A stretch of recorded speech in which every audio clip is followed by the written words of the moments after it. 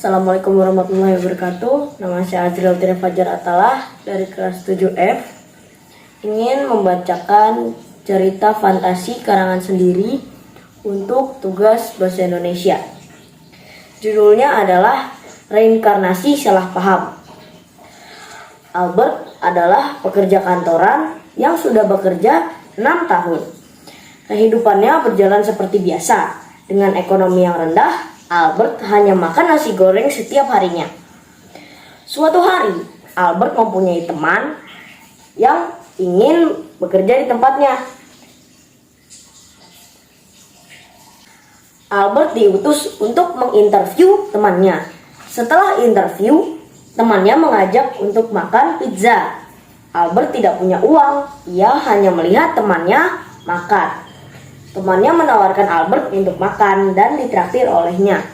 Albert malu sebagai senior tetapi tidak mempunyai uang. Karena tidak makan, Albert pun pulang ke rumah. Saat Albert ingin menyeberang, ia melamun dan tidak melihat mobil di sampingnya. Albert tertabrak, kepalanya bocor, tangannya patah, dan orang-orang menghampirinya. Albert tidak bisa bangun dan ia mengira ia mati di tempat. Albert tiba-tiba terbangun di rumah yang besar, dingin, rapi, wangi, dan bersih. Albert mengiranya ia sudah mati dan hidup di surga. Saat Albert melamun, tiba-tiba ada seorang ibu yang masuk ke kamarnya dan menyuruhnya untuk mandi, sarapan, dan pergi ke sekolah. Albert pun segera mandi dan pergi sarapan. Saat keluar kamar, Albert terkejut melihat rumahnya yang sangat besar. Ibu memanggilnya dari bawah untuk segera sarapan. Saat di meja makan, Albert terkejut melihat makanan yang banyak dan enak. Albert memakannya dengan lahap. Namun, ibu terkejut melihat anaknya makan dengan lahap. Ibu berkata, "Wah, kamu tumben makannya lahap. Gak kayak biasanya." Setelah makan, Albert memakai seragam dan kartu nama ada di seragamnya. Setelah pakai seragam, merapikan tas dan membawa bekal, Albert pun berangkat ke sekolah. Albert kaget melihat ia akan diantar dengan mobil mewah ke sekolahnya. Albert sangat senang hari ini. Sampainya di sekolah, dia bingung di mana kelasnya. Saat Albert masuk ke sekolah, langsung ada seorang anak yang datang lalu meremehkan Albert. Orang itu berkata, "Heh, anak baru, paling gak bisa apa-apa," ucap orang tersebut. Dia berkata lagi, "Siapa namamu?" "Triton." "Haha, sepertinya kau lemah. Kita akan bertemu lagi. Sampai jumpa, lemah." Albert tidak terima dengan ucapan dia. Albert mengejar anak tadi dan langsung menendangnya sambil berkata, "Siapa namamu? Hah?" Albert kesal. Anak tersebut marah dan langsung menendang balik sambil berteriak, "Namaku adalah Gon. Akan kuberitahu kakakku ya, awas kau." Ia berteriak seperti itu. Bel berbunyi. Albert dan anak tadi bergegas pergi ke kelas. Albert melihat kartu namanya dan kelasnya di kelas 1A. Albert menanyakan kepada orang sekitar di mana kelasnya. Sesampainya di kelas, dia sudah terlambat dan kelasnya sudah dimulai.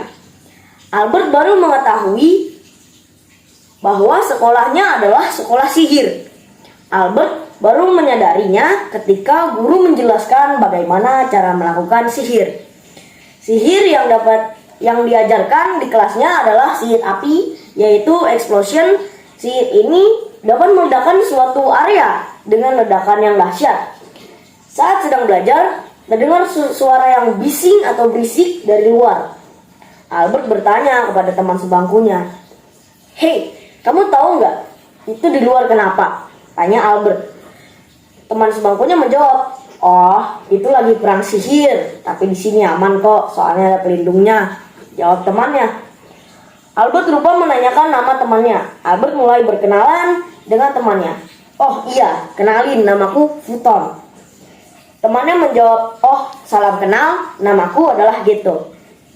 jawab temannya. Geto bertanya, kamu bisa sihir? Tanya Geto. Albert menjawab, oh, aku nggak tahu. Jawab Albert. Geto bertanya lagi, kok gitu? Masa kamu nggak tahu kamu bisa sihir apa enggak? Terus kalau kamu nggak tahu, kok bisa masuk sekolah sihir elit? Tanya Geto. Albert memutuskan untuk memberitahu semuanya. Sebenarnya aku ini nggak tahu kenapa bisa di sini. Tadinya aku seorang pekerja kantoran yang mati tertabrak. Tiba-tiba aku terbangun di dunia ini. Albert berkata seperti itu. Tiba-tiba Pak Guru marah. Kalian, kamu mau ngobrol? Keluar sana, kata Pak Guru. Albert dan Geto pun keluar dari kelas. Saat keluar kelas, Geto mengajak Albert untuk ke lapangan pelatihan sihir untuk melihat sihir Albert. Sampainya di lapangan, Geto akhirnya tahu sihir apa yang dimiliki Albert. Sihir yang dimiliki Albert adalah sihir perkataan. Jika Albert menggunakan sihir besi, Albert dapat menggunakan sihir besi. Geto memberitahu kalau ada sihir terkuat, yaitu sihir Gamma. Albert pun mengucapkannya, keluarlah sihir Gamma. Dan sihir Gamma dapat digunakan oleh Albert. Albert mempunyai keinginan untuk bolos, dan Albert pergi pulang dengan sihir terbang. Keesokan harinya, Albert pergi ke sekolah seperti kemarin. Hari ini adalah jadwal tes sihir untuk masuk ke kelas latihan perang sihir. Karena perang sudah semakin besar, Albert bertemu dengan orang yang kemarin yang mengejeknya. Namun, Albert tidak peduli dan fokus tes sihir. Saat tes sihir, Albert mendapatkan posisi pertama sebagai pelajar terhebat. Dan orang yang mengejeknya mendapatkan urutan kedua. Pelajaran sudah selesai dan dilanjutkan besok. Keesokan harinya, Gon datang menghampirinya bersama kakaknya, yaitu Gin.